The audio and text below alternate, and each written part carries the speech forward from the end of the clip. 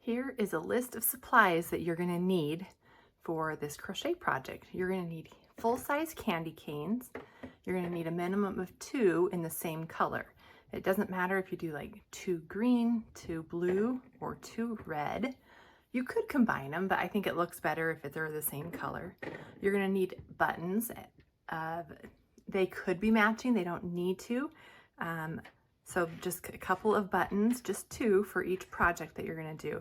They can just be regular buttons, or they can be cutesy little specialty buttons like these little flower ones. You're gonna also need a needle that you can sew the buttons on. So I have like a small sewing needle. I also have a yarn needle that we'll use to crochet or to sew the crochet pieces together. You're gonna need a crochet hook H. Obviously, you're going to need your scissors for cutting your project. And then for yarn, you really just need scrap amounts in different colors. So for the base of the project, you're going to want a brown color. I have this fun sparkly yarn. I don't know if you can see the sparkles in that. I use this for a couple of samples. I have this color, which is kind of a soft brown gray. And then I also have this lighter brown color. Really, any of the projects or any of these colors are going to work. A bark brown would also be very good. A popular color that you might want is a cream or a white. You're probably going to need just a little tiny bit of black, a tiny bit of red, and then maybe some colors that coordinate with your button, but they don't have to. So I've got a little bit of yellow here for if I use my yellow buttons. I have a pink in case I use my pink buttons. And then I have some green. I thought maybe I'd use my white buttons with the green candy canes. So that's what you need. So go through your stash pile, find some supplies, and we'll be ready to start.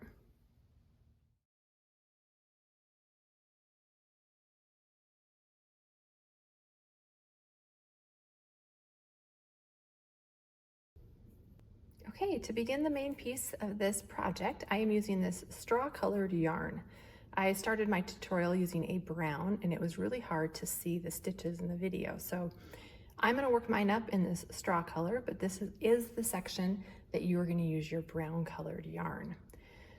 I like to begin my projects, even though I'm working in the round, I begin with a slip stitch and a chain 2. If you prefer the magic circle method, you are welcome to do that as well.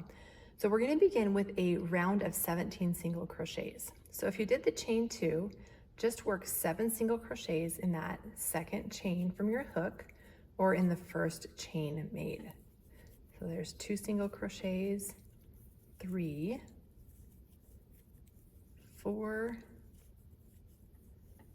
5, 6, and 7. So my first row is done.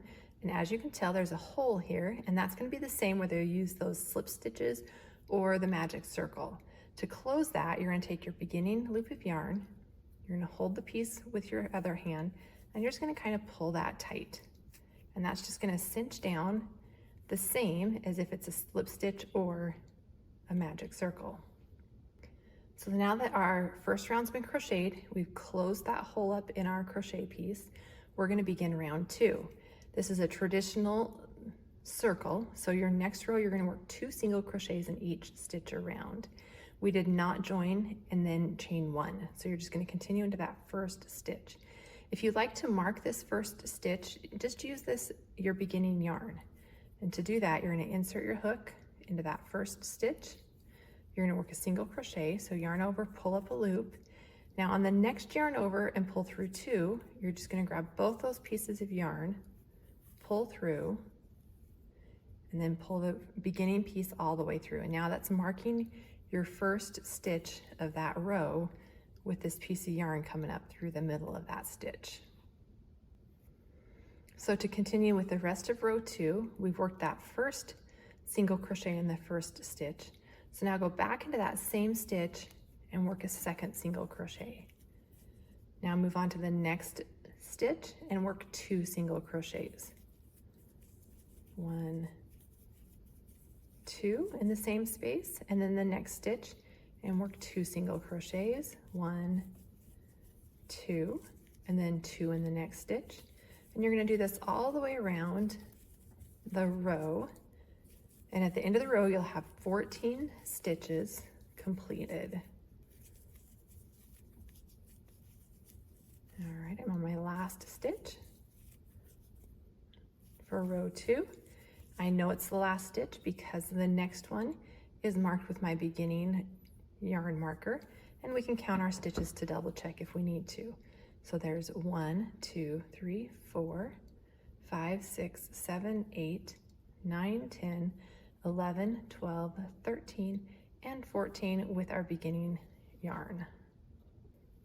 So just as a reminder, we do not join with a slip stitch. We're just going to continue working. For row 3, we're going to work 2 single crochets in the first stitch, and then 1 in the next stitch, and then we're going to repeat. Remember on that first one to pull your beginning yarn through to mark it. So yarn over, pull up a loop, yarn over, grab both pieces of yarn, pull that up to mark that first stitch, work a second stitch in that same stitch, and then 1 stitch in the next one. Okay, now we're going to start our repeat. So 2 stitches in the next stitch, and then 1 in the next. Repeat. 2 in the next stitch, 1, 2, and then 1 in the next stitch. And I will pick up when I'm completed with this round, and I should have 21 stitches in that row. Okay, so I just completed row 3. I have 21 stitches going around, and I'm back at my marked first stitch. For the next row, it's another increase row. So 2 single crochets in the first stitch, and then 1 single crochet in each of the next 2 stitches. So we're going to go insert your hook, pull up a loop, mark that first stitch by pulling that beginning yarn through, and then work another single crochet in that same stitch, and then 1 in each of the next 2. So there's 1, and then 1 in the next one.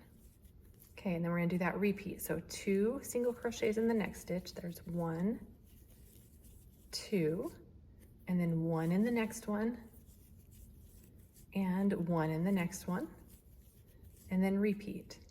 So there's 1, 2 in that stitch, 1 in the next stitch, 1 in the next stitch. I'm going to again repeat this going all the way around, and at the end of the row I'll have 28 stitches. Okay, so row 4 is completed.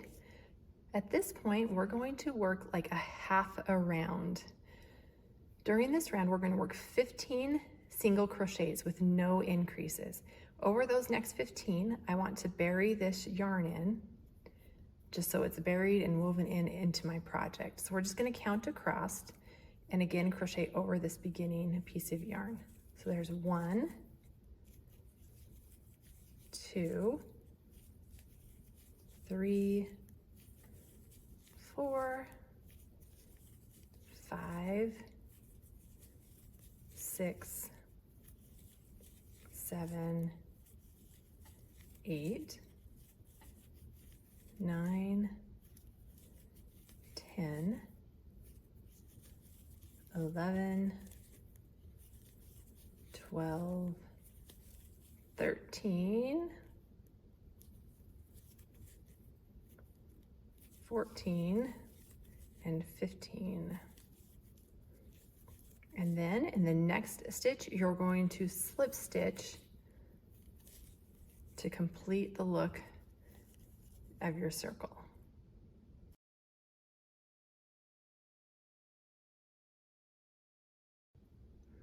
So you have now completed the head of your crochet piece, and we're going to begin the body. We've already slip stitched down, and we're going to just continue working so the body will just kind of come shaped out this way. So chain 1, and this chain 1 will not count as a stitch. In the next 4 stitches, you're going to work 2 half double crochets. This is the only part of the project that will be done in half double crochets. So yarn over, insert your hook into the next stitch, and work 1 half double crochet, and then in that same stitch, another half double crochet. So you've worked 2 half double crochets. Do that again in the next 3 stitches. So there's 1, and then in that same stitch, 2. Go over one more stitch. There's 1 half double crochet and 2 in the same stitch. And last one, insert your hook, 1 half double crochet and 2 half double crochets. Now you have 8 stitches, and that is the beginning of the body of your project. Okay, to continue with the body, you're going to work rows of single crochets across those 8 stitches. So chain 1, turn your work, and work 1 single crochet in each stitch across. So there's 1, 2, 3, 4, 5, 6, 7, and 8. Chain 1, turn, and work 8 across again. 1, 2, 3, 4, 5, 6, 7, and 8. Chain 1 and turn. And you are going to repeat this until you have a total of 8 rows of single crochets for the body. So including the half double crochet, it'll be 9 rows, or if you want to just count those single crochet rows, it will be 8 more rows. And I'll come back after that is completed.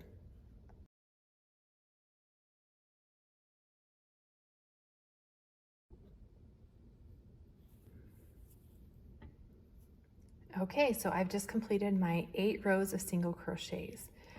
Now is when you have to make that final decision whether you're going to make a gingerbread boy or a gingerbread girl. If you're going to make a gingerbread boy, continue and work 4 more rows of single crochets. All it's going to do is extend this body exactly the same as it is for 4 more rows, so it's going to be just a little bit longer. If you decide to do a girl, we're actually going to make the body kind of flare out a little bit here at the end so it looks more like the shape of the skirt. So to do that, you're going to chain 1, turn, work 2 single crochets in that first stitch, 1, 2, single crochet in each stitch across until there's 1 left. So that'll be 6 stitches. So there's 1, 2, 3, 4, 5, 6, and then you're going to work 2 more in the last stitch. So it went from 8 stitches in the row before to 10 stitches in that row. After working 10 stitches, you're going to chain 1 and turn and work 1 single crochet in each stitch across. 1, 2,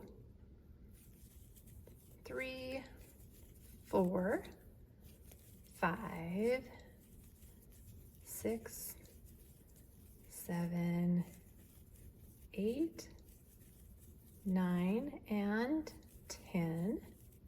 Chain 1 and turn. And then you're going to repeat the increase in that last row, or in the 2 rows below. So 2 in the first stitch, 1, 2, single crochet all the way across until there's 1 stitch left. So I believe that'll be 8 here. 1, 2, 3, 4, 5, 6, 7, 8, and then 2 in the next stitch. And then we have 1 more final row, and we're going to repeat that. So 2 in the first stitch, single crochet all the way across, and 2 in the last stitch.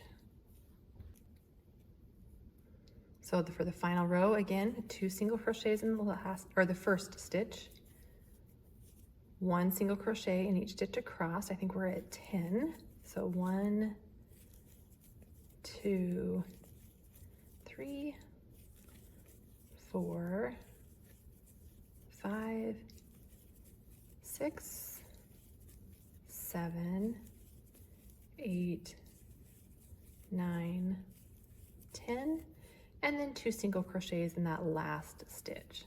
1 and 2.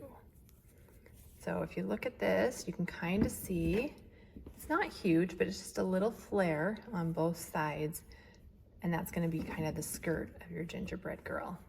The boys will continue to be straight down the same number of rows, but it'll be more of a straight body like this. So once you're done with that row, just go ahead and clip it and fasten off. And if you want, you can weave in your ends, or you can save that for later. Now for each craft that you're gonna make, or each gingerbread boy or gingerbread girl, you're gonna need 2 pieces. So go ahead and repeat this exact same step, and then we'll meet back up and we'll show you how to finish it.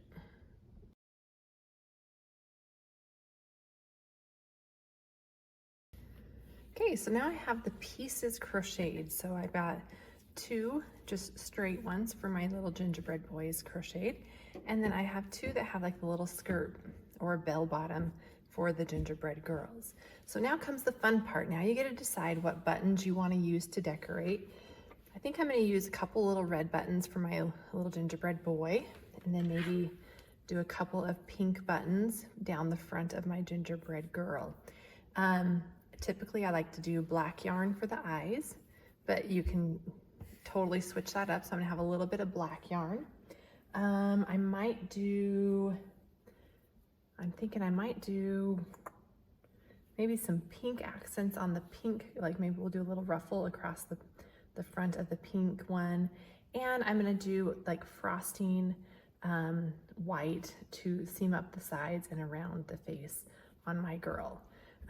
So I will kind of show you how I kind of go about doing the face and the eyes and the details on the pieces. And I do prefer to do that before I sew the pieces together. That way the back side of your main piece, when you embroider the eyes or the mouth, you don't have to worry about hiding it, because it's going to be hidden when you sew those pieces together, because it'll be on the inside of your work. Okay, so I'm ready to sew the buttons onto my little gingerbread girl. I'm going to start off by sewing on a couple of little pink buttons to the front of her bodice. So I'm going to just get rid of the back piece, put those off to the side. First thing I want to do is I want to take this button and check to see if my yarn needle will fit through those holes. So you're just going to stick it through and see if that'll slide through. And it does. So I'm going to go ahead and just thread some of that pink yarn onto my yarn needle. Just simply place the button, and placing the button is totally up to you. If you have a great big button and you only plan on doing like one, you can kind of place it down maybe about there. If you've got some little tiny ones, you might place 3 of them evenly. I just have the 2, so I'm just going to kind of eyeball it. It doesn't have to be an exact measurement, and just kind of put it in there. So I'm just going to kind of hold it here, and this is super easy. Like, just since it's a full piece of yarn, typically you can just do 1 or 2 loops through here. Try to make it centered. I'm just going to go ahead and do 2 just so that I know it's secure.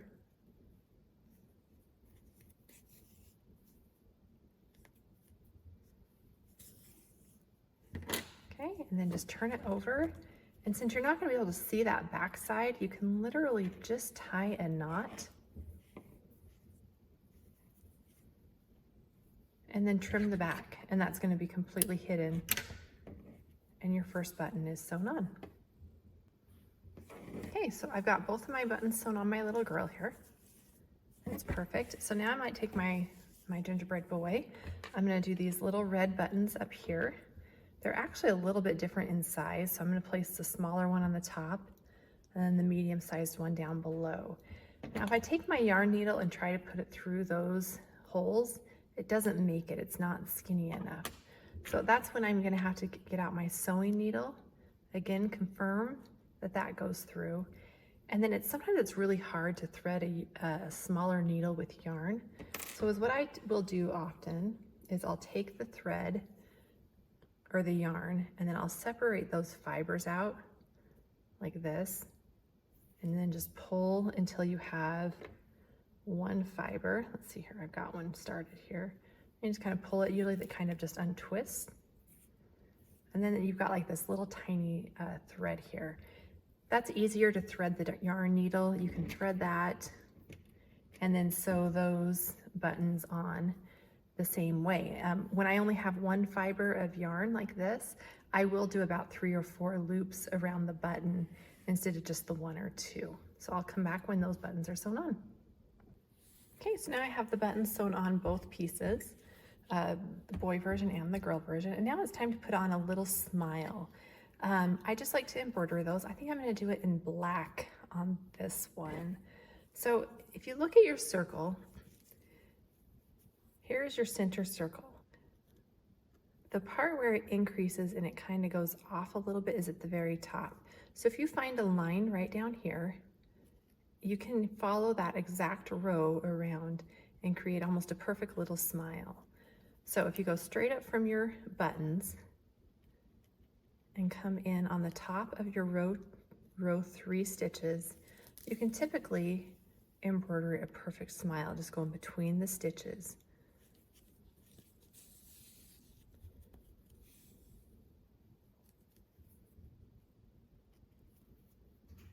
So I'm going to go up 3 stitches on that side, and then you're going to come right back through here, and then back down, and then repeat along the other side. So coming up right here, and then up 3 stitches. 1, 2,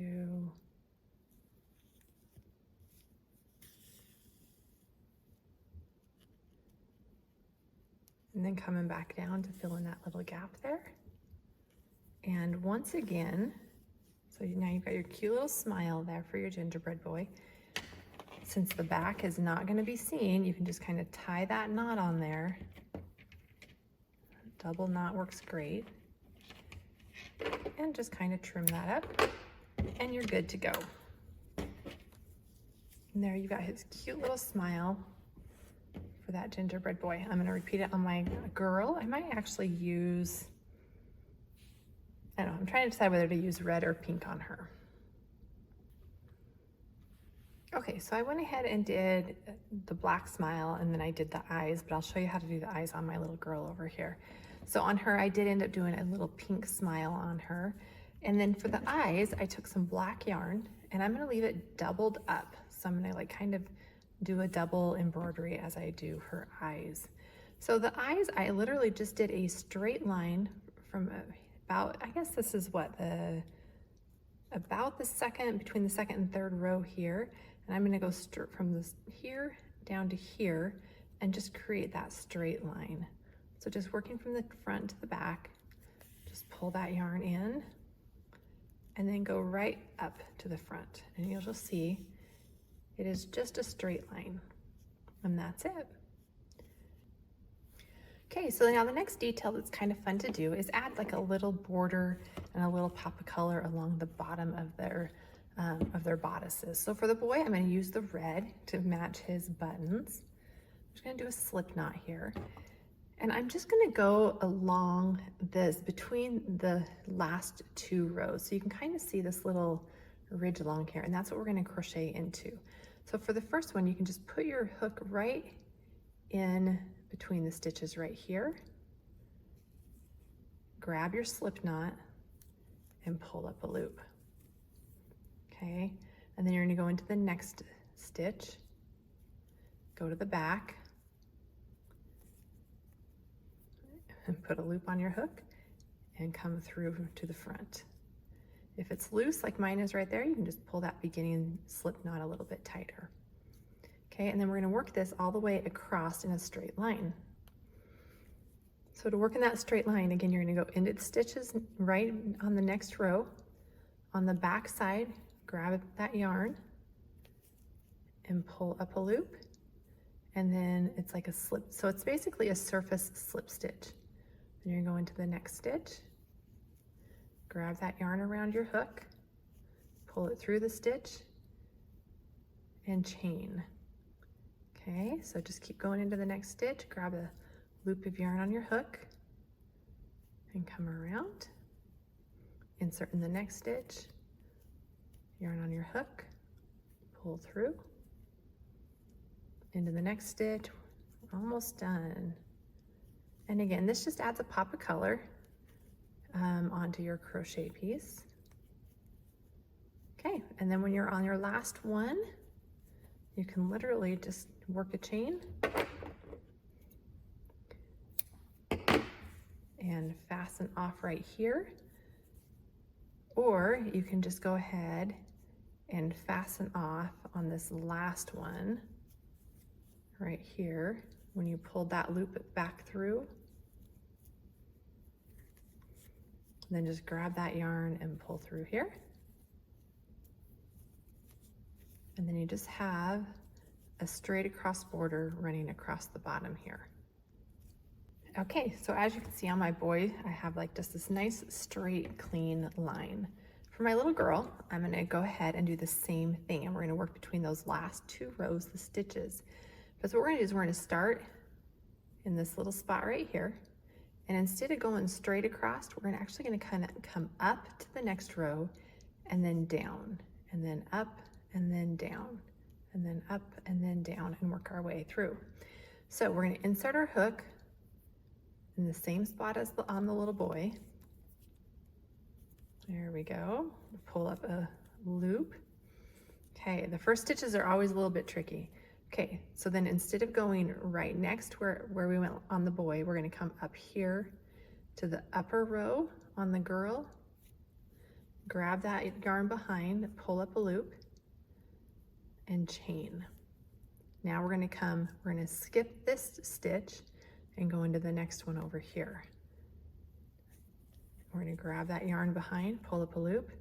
Keep these a little bit looser so you're not pulling on your material. And then you're gonna skip a stitch about and then go into the next one. Some of these might not line up exactly perfect, so you just kind of have to use your good judgment on that. Okay, and then we're gonna skip this next one and come down here.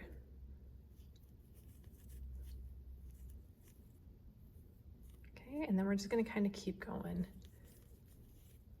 Whoops. So as you can see, it's you can kind of see a little up and down, up and down.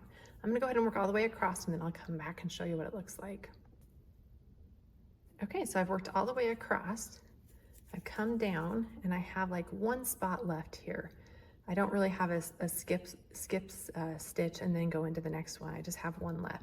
So instead, I'm just gonna kind of drop my loop, put my hook in from the back side up, and pull this loop through, and then we'll just end right there. So then I can cut the yarn and pull it through. And as you can see, it's kind of a little ripple. It's not a huge ripple, but it just kind of looks like a little ruffle going across versus the straightness of the boy's edging. All right, so to bury in the ends on the back side of this, it doesn't have to be pretty. Again, no one's gonna see this. As you can tell, I'm not worried about how messy this upper part looks. But for the bottom, I did put my yarn needle on. I'm going to just grab the back side of one of these stitches down here and just secure that in place with a knot. And then I'm just gonna take my yarn and just kind of go through like 3 stitches here, the back side of it, and pull through. Then I'm gonna repeat it on this side.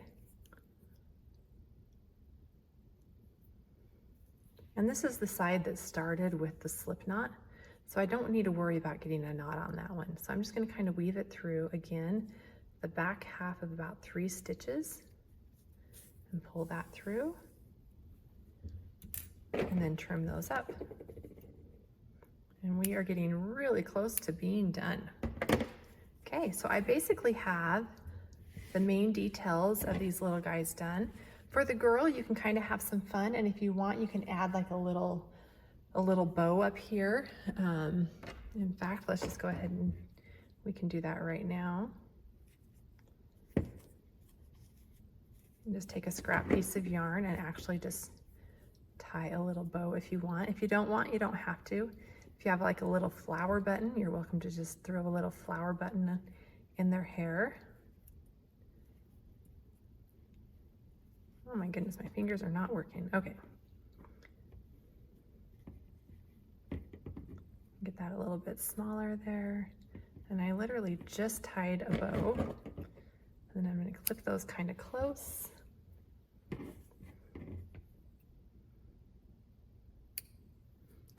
go.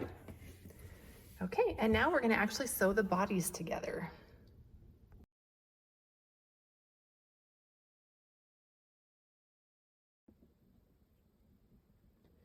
Okay, so now that we have all the details done on our little gingerbread guy, it's time to sew them together. This is the final steps of the project that I think are super fun. So, I mean, they don't look super darling yet, but these next steps you'll really see the project come together. So we've got our little gingerbread front and we've got the back, which is plain on both sides. Right sides, you can see the tops of the stitches around the head and then also along the bottom of the body here. So you're going to take those and put them together so that the wrong sides are facing one another.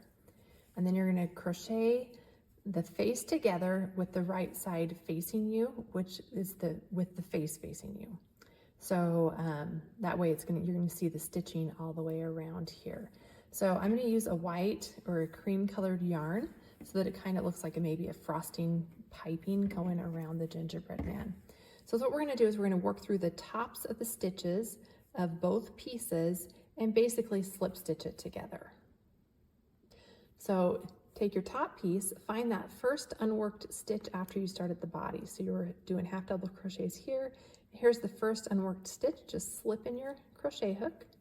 And then on the back piece, you're going to find that first stitch as well and slip in your crochet hook there. So you've got both tops of the stitches on there. And grab your loop and just pull that through to the front. And now we're going to, like I said, just slip stitch around. So now you're going to go into the next stitch, which is right here of the front piece, and then the next stitch of the back piece, and pull up a loop and slip stitch, and then go into the next stitch, just like this.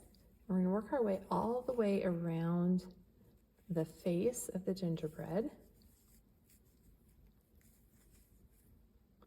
Don't work these super tight. You don't want it to bunch the front of your crochet piece together. We're going to do this all the way around, and then I'll come back when I'm here at the back or at the end, and I'll show you how I fasten that section off. Okay, so now it's time to sew up the side, and we're going to do the exact same thing and just slip stitch down the side. So to find the right place to start, you're going to take your gingerbread man, look and find the half double crochet row, and then the first 2 single crochet rows, which is 1 and then 2. And that we're going to skip. We're going to skip those. You're going to insert your hook into the stitch at the top of that next stitch. So there's half double crochet, single crochet, and then you're going to insert your hook. And then you're going to close this together and do the same on the back side and make sure you're in the same one. So there's half double crochet, single crochet, and oops, I'm actually going to be in that one right there. Okay, and then you're going to take your hook or your yarn and pull it through and do the same thing that you did working around here, except you're going to go from one row to the next.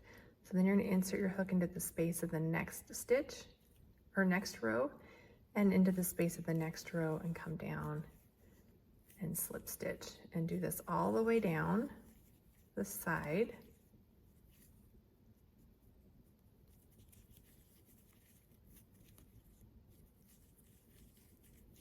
And then you're going to fasten off at the end.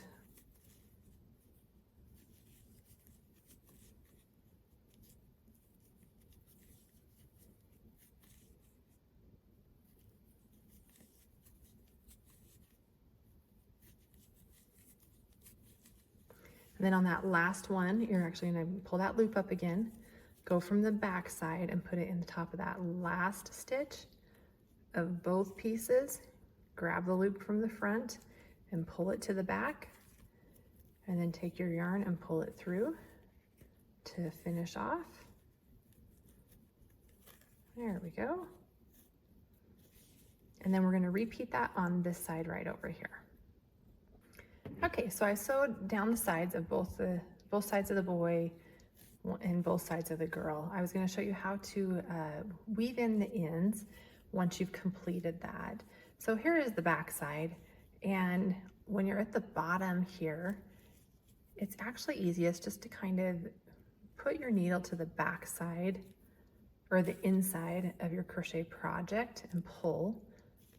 And then I would just bury it in that last row, going through about 3 stitches in both directions, and just go into the middle of that. There's one pass and maybe 2 passes. And just to be safe, maybe do 1 more pass, go in the opposite direction.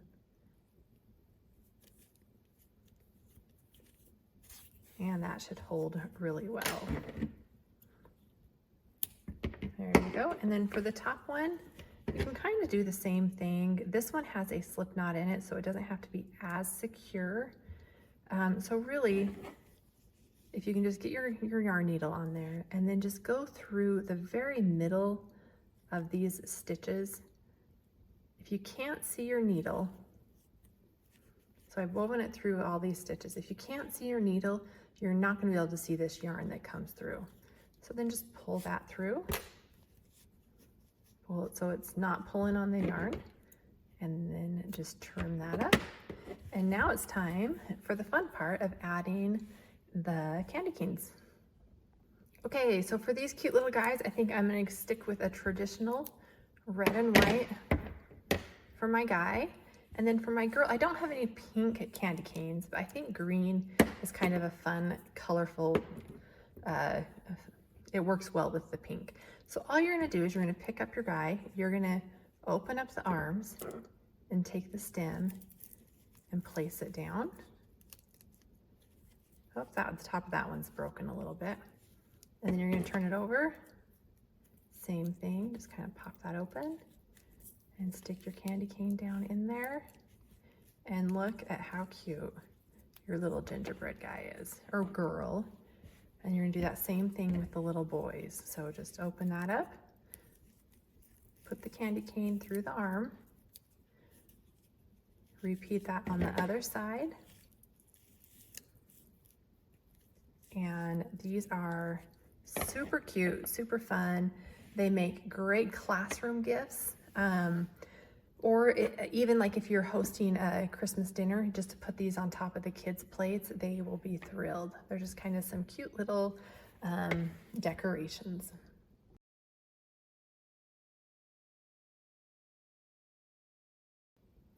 I do want to reiterate that I used a very light color brown just so you guys could see the stitching and what I did.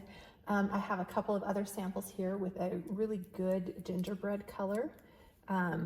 And I love how they turned out. These ones were a little bit different. I didn't do the white piping down the side. I actually continued to use the same color of yarn as the gingerbread. I kind of wish I would have done the white piping. I think it's super cute. But just a couple of little ideas here. So this one's very similar to this one over here. This is a little cute little girl, has some brighter green buttons. I also put a little green button with a white bow on top here, with a little white ruffle. I've also got a blue one, little sample, and then here was one that was just kind of a fun option as well. This one I just did a bow instead of buttons for her little dress here. So have fun, play with lots of different colors. I do think I might come back through and add a little bit of the white detail, just because I think that adds a lot to the overall look of these cute little gingerbread ornaments.